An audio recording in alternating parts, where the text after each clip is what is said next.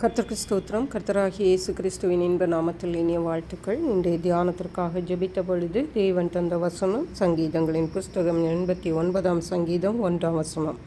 கர்த்தரின் கிருபைகளை என்றென்றைக்கும் பாடுவேன், இது உண்மையை தலைமுறை தலைமுறையாக என் வாயினால் அறிவிப்பேன். நம்முடைய கர்த்தராகிய இயேசு கிறிஸ்து கிருபை நிறைந்தவர். அதனால்தான் நாம் இன்றைக்கு இந்த ஜீவனுள்ளோர் தேசத்திலே இவ்விதமாக காணப்படுகிறோம். தாவீது ராஜா இதை தன்னுடைய வாழ்க்கையிலே அனுதினமும் அனுபவித்திருக்கிறார். ஆகவே தான் அவர் சொல்லுகிறார், கர்த்தரின் கிருபைகளை என்றென்றைக்கும் பாடுவேன். தேவனுடைய கிருபைகளை நாம் அனுதினமும் அனுபவிக்கிறோம்.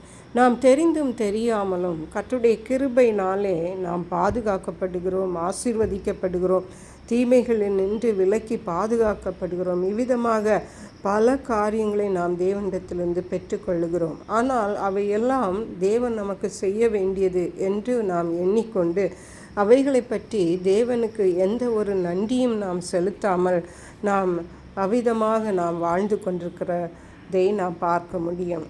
அதாவது தேவனுடைய கிருபைகளினால்தான் நாம் இந்த உலகத்தில் காணப்படுவது என்பது உண்மை. இந்த புலம்பலின் புஸ்தகத்தில் வாசிக்கும் பொழுது நாம் நிர்மூலமாகாதிருப்பது கர்த்தருடைய கிருபையே, கர்த்தருடைய இரக்கங்களுக்கு முடிவில்லை என்று. நாம் தேவனுக்கு விரோதமாக பாவம் செய்து தேவனுடைய சித்தம் செய்யாமல் தேவனை விட்டு தூரம் போனாலும் ஒரு பெற்றோர் தன்னுடைய பிள்ளைகள் மேல் இரக்கம் காட்டுவது போல தேவன் நம்மேல் இரக்கம் அவருடைய கிருபையை காட்டுகிறதுனால்தான் இன்றைக்கு இந்த உலகத்திலே நாம் இவ்விதமாக காணப்படுகிறோம்.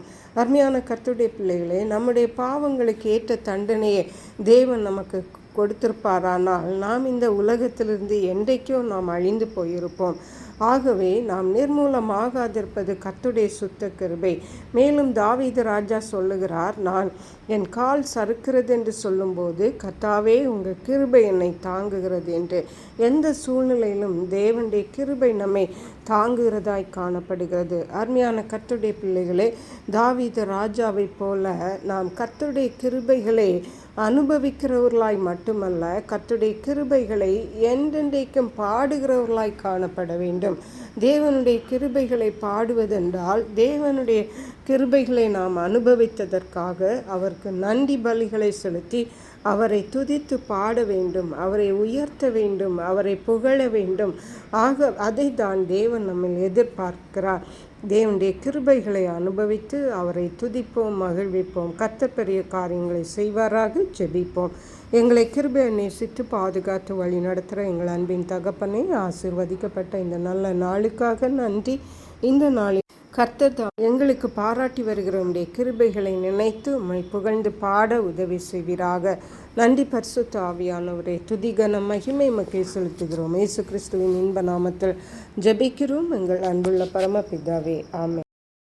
இயேசு கிறிஸ்துவின் சுவிசேஷம் ஒவ்வொருவரையும் சென்றடையும்படியாக இந்த செய்தியை உங்கள் நண்பர்களுக்கு அனுப்பி வைக்குமாறு தாழ்மையுடன் கேட்டுக்கொள்ளுகிறேன்.